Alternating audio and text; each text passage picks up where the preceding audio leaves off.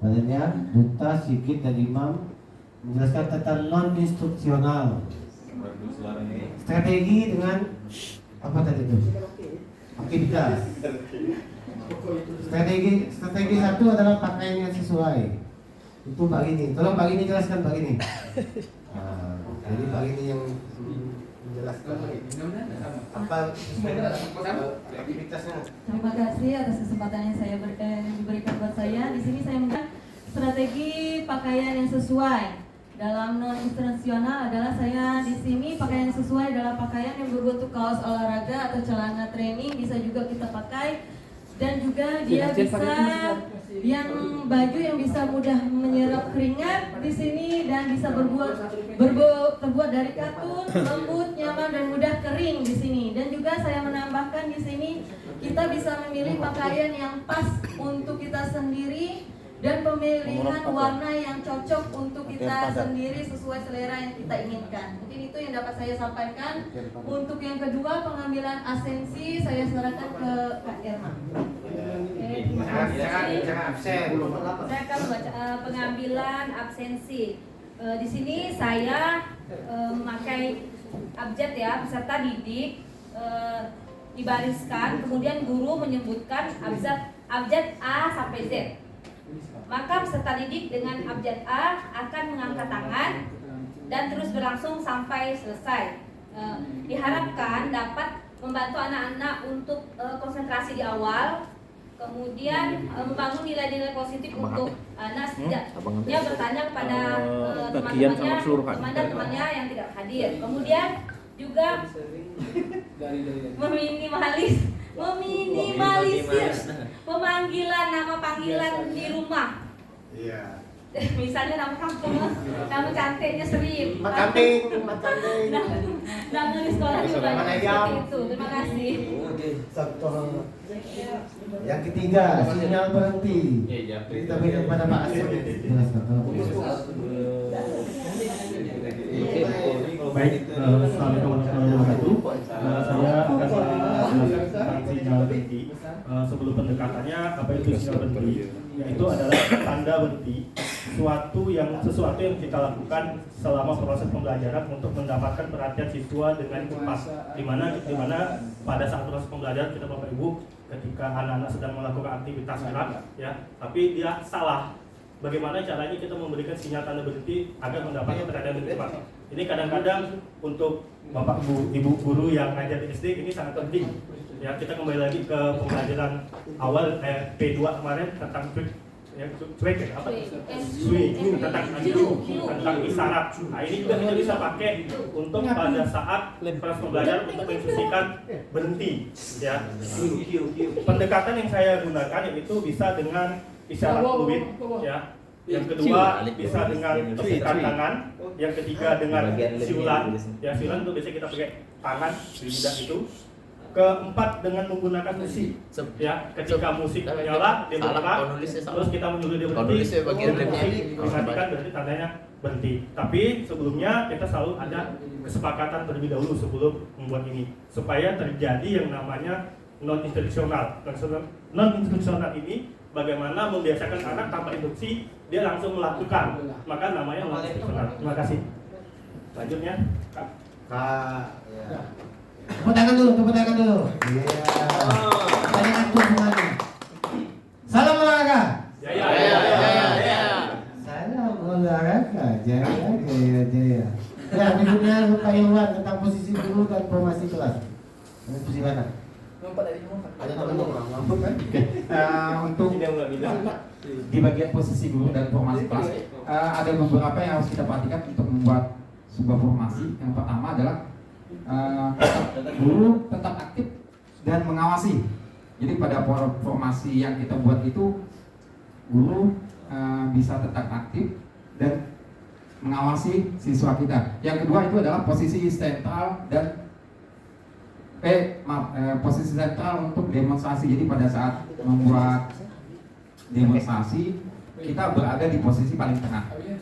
Yang ketiga berinteraksi dengan peserta didik. Keempat mengatur fasilitas dan peralatan. Jadi memang yang kelima menjelaskan aturan dan keselamatan. Jadi di sini saya memberikan pilihan dengan membentuk formasi letter U ataupun V dengan catatan yang pertama, formasi itu akan tetap kita gunakan dengan beberapa aturan. Yang pertama, biasanya posisi yang paling rendah itu di depan, atau mungkin yang paling kecil itu di depan, yang di belakang formasinya tetap yang paling tinggi atau gemuk, agar tidak agar enak untuk melihat. Dan formasi itu mungkin bisa dikombinasikan dengan pada saat mengabsensi. Kalau misalnya untuk misalnya pada posisi di huruf J kosong atau tidak hadir, maka posisi itu tidak boleh diisi oleh peserta yang lain. Jadi ketika mengabsensi itu sudah jelas bahwa itu tidak hadir. Jadi sebenarnya tanpa memanggil namanya bisa digunakan seperti itu, karena lebih mudah. Ya, lebih mudah. Oke, untuk 5. Garis besar ya. Oke, jadi untuk garis besarnya kami menyarankan untuk membuat formasi letter U atau V. Oke, mungkin itu saja. Terima kasih. Ya, tepuk tangan dulu. Terima kasih kepada Pak Iwan yang menjelaskan tentang konstitusional. Sekarang udah selesai ya udah? Belum. Masih dua. Ini kita kembalikan kepada Pak Duta ini. Mengelompokkan peserta didik Bapak Ibu. Oke. Masih dengar tuh kalau Asik. Kak Daniel atas kesempatannya. Jadi saya coba menjelaskan poin kelima ya. Ini tentang pengelompokan peserta didik. Jadi ada 5 aspek yang bisa kita jadikan acuan dalam penentuan pengelompokan peserta didik. Yang pertama yaitu grup yang telah ditetapkan. Maksudnya guru di sini bisa menetapkan kelompok-kelompok dari siswa-siswanya, kemudian siswa akan mengikuti instruksi dari guru atas pengelompokan kelompok mereka masing-masing. Kemudian yang kedua itu pilihan dari peserta didiknya sendiri. Jadi di sini peserta didik mencari teman dari kelompoknya masing-masing yang sesuai dengan keserasian mereka. Jadi yang mana teman dekat juga boleh sama teman dekatnya sendiri. Yang belum punya teman juga boleh gabung sama teman yang belum dikenal. Kemudian poin ketiga yaitu pengundian secara berkelompok. Ini maksudnya siswa mengambil nomor undian kelompok dari wadah yang telah disediakan guru. Jadi kayak saya cabut arisan gitu ya. Nah, jadi kita tidak tahu kelompoknya dengan kelompok siapa, dengan teman-teman yang mana, yang baru atau yang lama, itu tergantung dari hasil pengundian tadi. Kemudian yang keempat, karakteristik secara acak. Maksudnya di sini kita bisa mengelompokkan perempuan dengan perempuan, laki-laki dengan laki-laki. Karakteristik di sini bisa juga dimaksudkan yang postur badannya tinggi dengan yang tinggi, yang rendah dengan yang rendah, atau disilang, yang tinggi dengan yang rendah, yang rendah dengan yang tinggi. Kemudian poin kelima dengan pengelompokan kapten tim.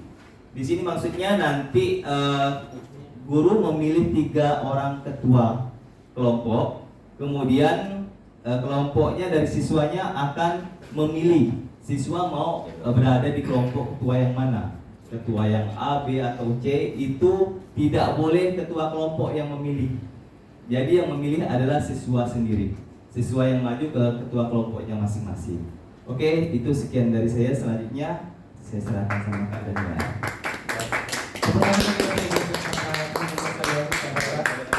Tadi pengelompokan tentang peserta didik, bagaimana kita mengajar dan belajar kegiatan dari kelompok kami. Terus yang keenam yaitu distribusi dan pengambilan alat. Ini akan dijelaskan oleh Kak Imam atau Kak Sigit nanti. Kalau kepada Kak Sigit, silakan.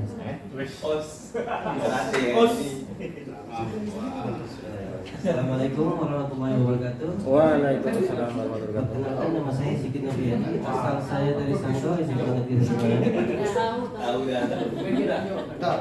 Baik, jadi saya di sini akan menjelaskan sedikit tentang distribusi dan pengumpulan alat. Apa itu distribusi dan pengumpulan alat? Jadi kalau pada saat kita pelajaran olahraga itu kita pasti akan menggunakan alat. Biasanya ada beberapa alat. Nah itu kalau kita tidak mendistribusikan dengan baik dan aman, maka bisa terjadi cedera pada siswa. Karena apa? Karena pada siswa SD biasanya suka berebut.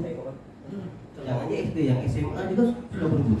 Jadi di sinilah perlunya kita distribusi dan pengumpulan alat. Jadi bagaimana cara kita mendistribusikan agar aman? Ada beberapa cara, ada beberapa langkah yang bisa kita pakai, ada beberapa teknik dalam mengumpulkan, memberikan, mendistribusikan alat dan pengumpulannya. Bisa juga kita dengan menggunakan teknik home pimpah. Apabila sudah dikelompokkan, kita menggunakan teknik home pimpah. Yang kedua silahkan mengambil, yang kedua, ketiga, seterusnya. Atau juga dengan cara sweet. Mungkin kakak-kakak sudah tahu sweet ya. Sweet itu biasanya sweet.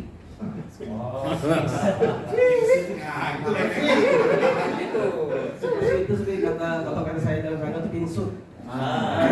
Jadi ada gajah, manusia semut, batu, gunting, kertas. Contoh. Gimana? Gunting.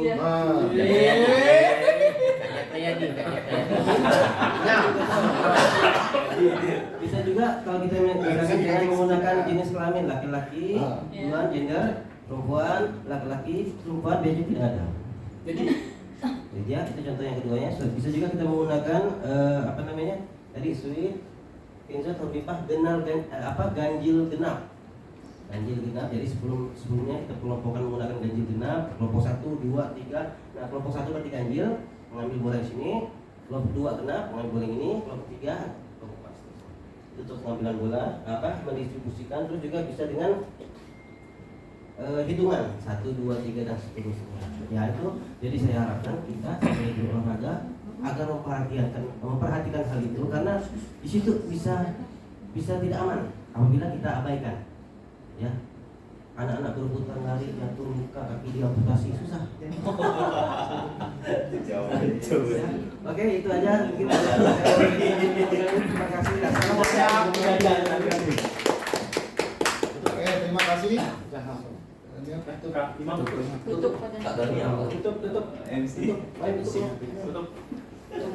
Baiklah, terima kasih kepada kakak dari kelompok non instruksional yang telah menjelaskan satu persatu di mana strategi ini adalah strategi yang kita bawa dalam mengajar PJOK khususnya di sekolah. Jadi apa yang kurang di sekolah kita ya kita perbaiki selama ini. Nanti pun kita jadi eksaminasi, nanti kita bisa jelaskan bahwa apa itu strategi.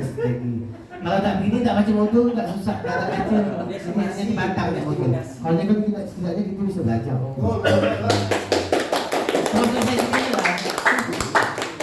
Oke, mungkin dari kelompok yang sana ada pertanyaan ya kak ya? Dari kelompok pohon barat ada pertanyaan? Atau tidak ada sesi pertanyaan? Tidak ada. Ya oke lah, itulah presentasi dari kelompok kami. Demi kurangnya saya mohon maaf. Apabila ada dari kelompok kami yang kurang jelas atau kurang paham, nanti bisa ditanyakan di lain waktu. Demikian, wassalamualaikum warahmatullahi wabarakatuh.